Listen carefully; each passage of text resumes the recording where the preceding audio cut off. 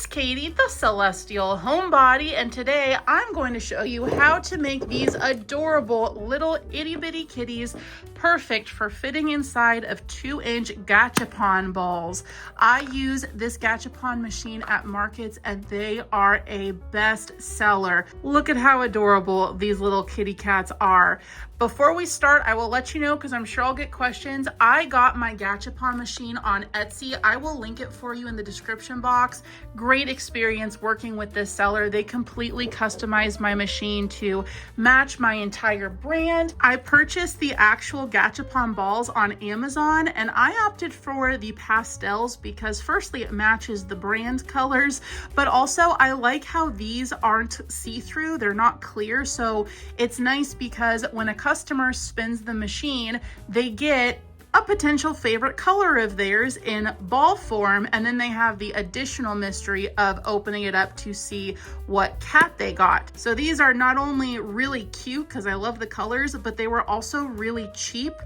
So cheap, in fact, that I just let my customers keep the actual ball. I don't feel that it's worth the 2 cents that they cost for me to get the ball back from them. So that is of course up to you, but they're a really good deal. So I'll link these for you from Amazon as well. So before we get started crocheting, I wanted to show you just a couple of the colors that you might be interested in doing. So this fluffy white one here, this is Burnout Baby Blanket in Pipsqueak. It's very soft and fluffy. Sometimes on the white cats, I like to do blue eyes, which are these eyes right here. I'll link these for you as well.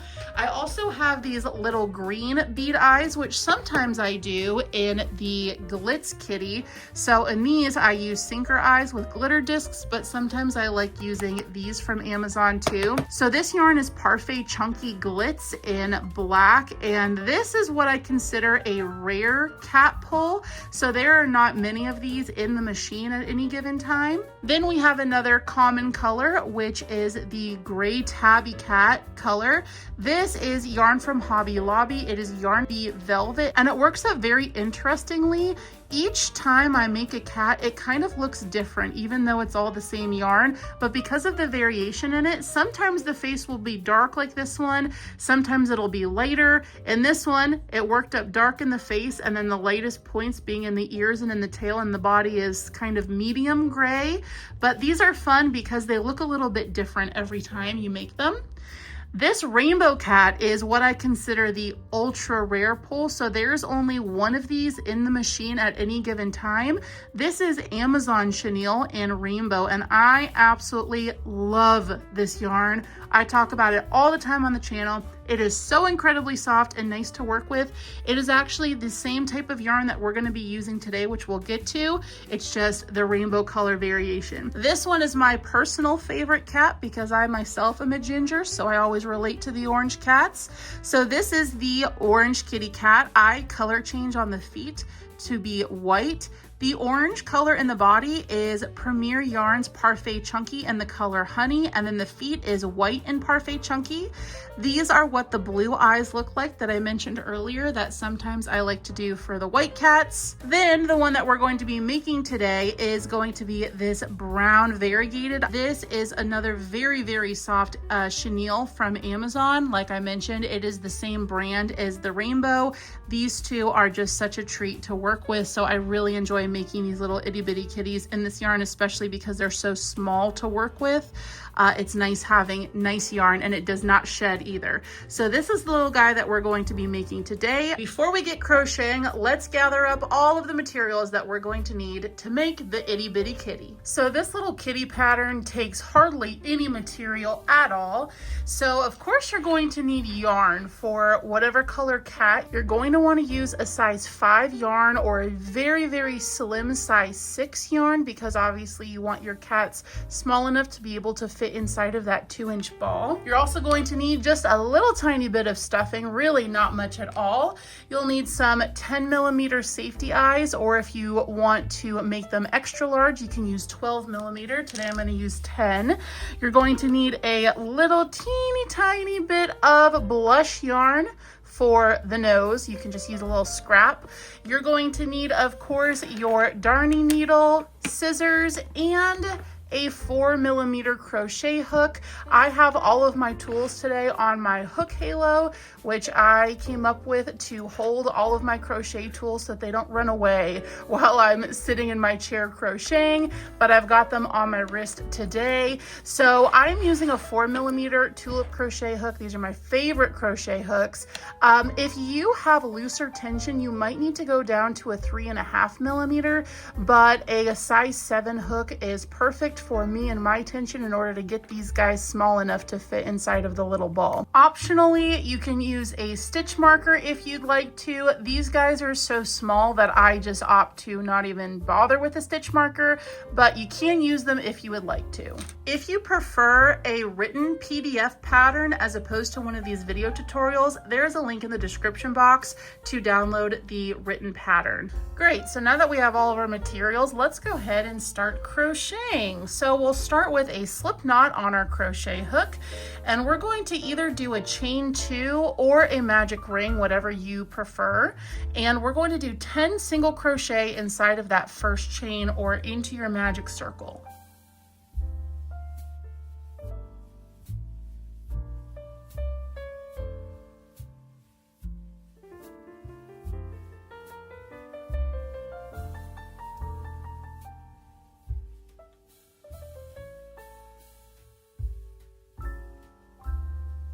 Once you've put your 10 single crochets into your magic ring, we're going to now do 3 single crochets. Now, since there are so many stitches in this one little circle, you might need to spread the stitches a little bit to make sure that you actually get your hook into that first stitch, because sometimes it kind of encroaches. You want to make sure you're not skipping any stitches. So we're going to do 3 single crochets. Then we're going to make our very first ear. So to do the ear, we're going to be doing a mini picot stitch in the front loop only. So what that looks like is you're going to insert your hook only into the front loop. There are 2 loops on the hook right now currently. This is the full stitch. Let me separate them there for you. You see how there's 1, 2 loops right there? We're going to go into the front loop only, so you've got to put your hook through so that it separates those 2 loops. We're going to do a slip stitch, so pull through that as well as the loop that was on your hook, chain 2, and then you're going to slip stitch back into that front loop only that we just went through. Slip stitch. And that makes your first ear. Now we're going to have to come back on the next round and single crochet into that back loop that you did not use while making the ear. So if you foresee yourself having a hard time finding that back loop, you can take a stitch marker and put it in the back loop behind each ear so that you can find it easier as we go around the next round. So now after doing that first ear, we're going to do a normal single crochet. And then we're going to do the second ear. So we're going to do the same thing. We're going to take our hook and insert it into the front loop only, slip stitch, chain 2, and then slip stitch back into that front loop that we started the chain from. Great, now we have both of our little ears, which don't look like too much right now, but I promise they will look a lot more protruding once we go around and do the next round. Now that our ears are done, we're going to single crochet 2, and then we're going to do 2 single crochet increases right at the bottom here, centered between the ears. We need to make this cat a little bit bigger. So on this next round, we're going to be single crocheting all the way around, but right behind the ears, we're going to single crochet into the back loop of where those ears were. So your stitch marker is going to go right here if you're choosing to use a stitch marker when working in the round. I'm going to do 1, 2, and 3 single crochets till I get to that first ear. Then I'm going to insert my hook into the back loop only, right behind that ear, and do a single crochet. There's 1 ear. Then we're going to do a single crochet right in between the ears where we did a single crochet on the round prior. And you can already see that this ear is starting to stick up more than this one is. Adding that back loop only single crochet really helps give it a little bit of shape. So on this ear, we're gonna do the same. We're gonna find that back loop only right behind that ear and put a single crochet in just like so. This is also the round that we're going to be making the feet on. I'm going to be doing 3 single crochets to get to where I need to do my first foot, but keep in mind that if you're using a different size hook or yarn, or your tension's a little bit different than mine, you might need to add or subtract stitches here to make sure that your feet, the bobble stitches that we're going to do for the feet, are lined up. So I'm going to do 3 single crochets, and we're going to do the first foot, which is a front loop only bobble stitch with 3 double crochets in it. So what that looks like is we're going to yarn over, insert our hook into the front loop only of that next stitch, pull up a loop, yarn over, and pull through 2 loops. We're going to yarn over again, insert still into that same front loop only in that same stitch, pull up a loop, yarn over, pull through 2 loops, and we're going to do that one more time. Yarn over, pull up a loop, yarn over, pull through 2 loops. So now you should have a total of 1, 2, 3, 4, 5 loops on your hook. We'll yarn over and pull through all 5 of those loops. To finish off this bobble stitch, we're going to slip stitch into that same front loop only.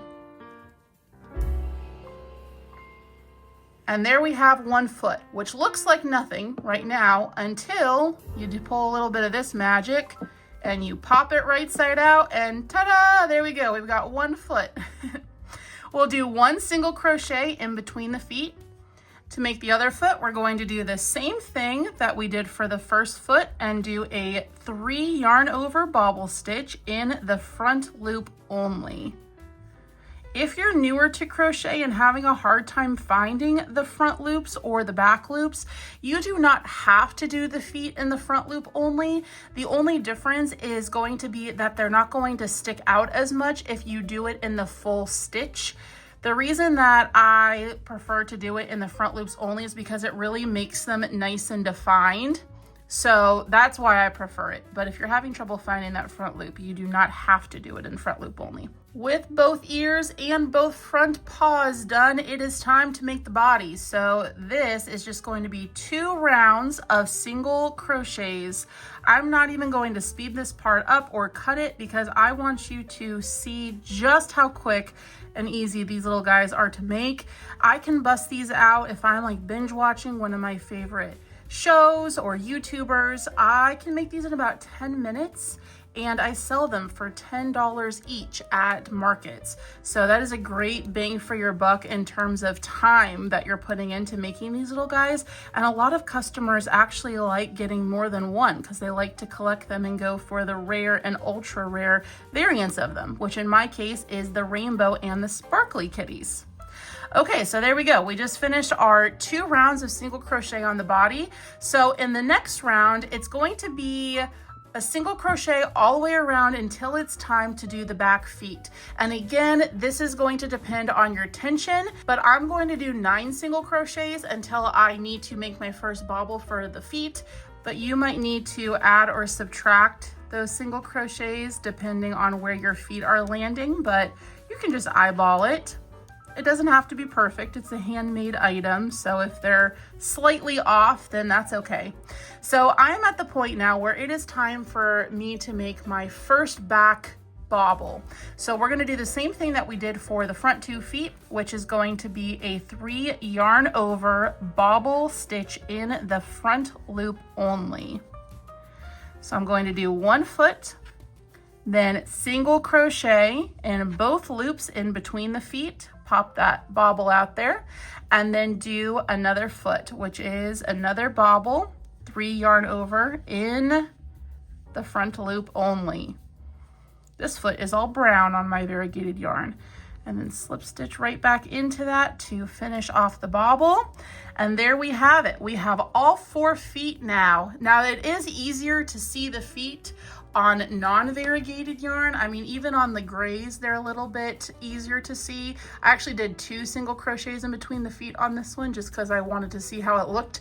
And I think it does look cute. It almost looks more like he's sitting.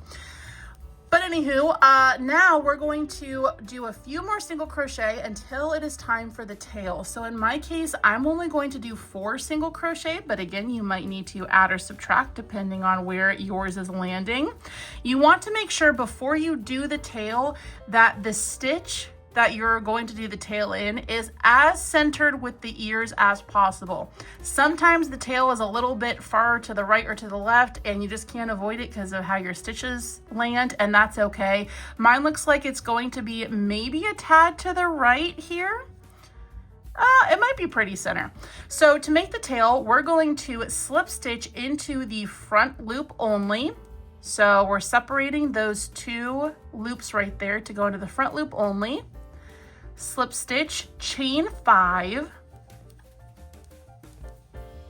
and then we're going to do 4 slip stitches down the chain. So starting in the second loop from hook, which is this one right here, we're going to do our first slip stitch. There's 2, 3, and 4. Then we're going to slip stitch back into that same stitch that we chained out from, similar to how we did the ears. Now we're going to finish off this round with single crochets until we get to the back of this left foot. So we're gonna go past that first foot and end right here at the second, that left back foot. So we have the cat body. It is time now to add our embellishments. And by embellishments, I really just mean the eyes. So you're gonna take your safety eyes, and because these guys' faces are so small, you can't really go wrong with where you put the eyes. On the gray cats, I actually like to put their eyes a little bit farther apart, almost like Scottish folds. Like I feel like they have slightly farther apart eyes, but it's really just your personal preference where you put the eyes. You can put them high or low. Yeah, I think that that looks good. One of them is surrounded by the brown and one is surrounded by the cream. That looks kind of cool. Okay, let's snap the backs onto these. Okay, we have his little eyeballs. And it's time now to add our stuffing. Now, if you are generally a firm stuffer with your plushies, I would advise you to be really mindful about how much stuffing you put into these guys, especially if you want them to fit inside of the Gachapon balls, because if you stuff them too firmly, they're not going to have a lot of pliability.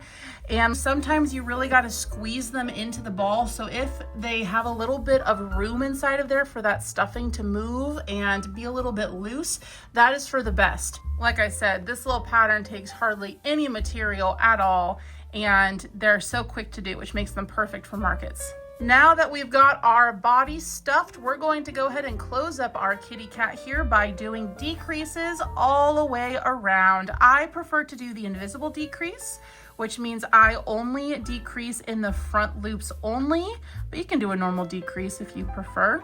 It's really personal preference here. Once I get to the tail, I am actually just going to skip right over the tail.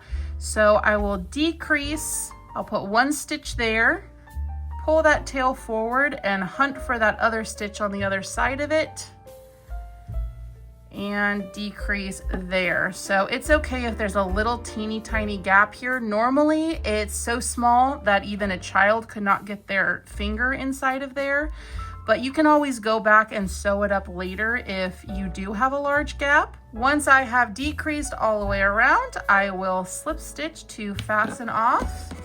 Take my scissors here, cut a tail for sewing. We can kind of squish that stuffing around a little bit. Perfect. And we'll take our needle right off of our hook halo here. and close up this hole. To close up a hole on a plushie, by the way, you can just take your needle and go through the front loops all the way around this circle.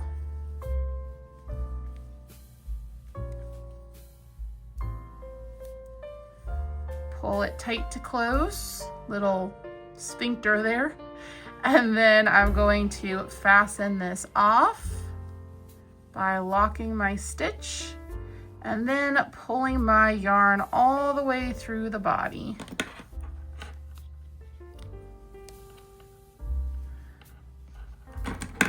All right, and there we have our little cat body. Now it's time to embroider the little nose on it.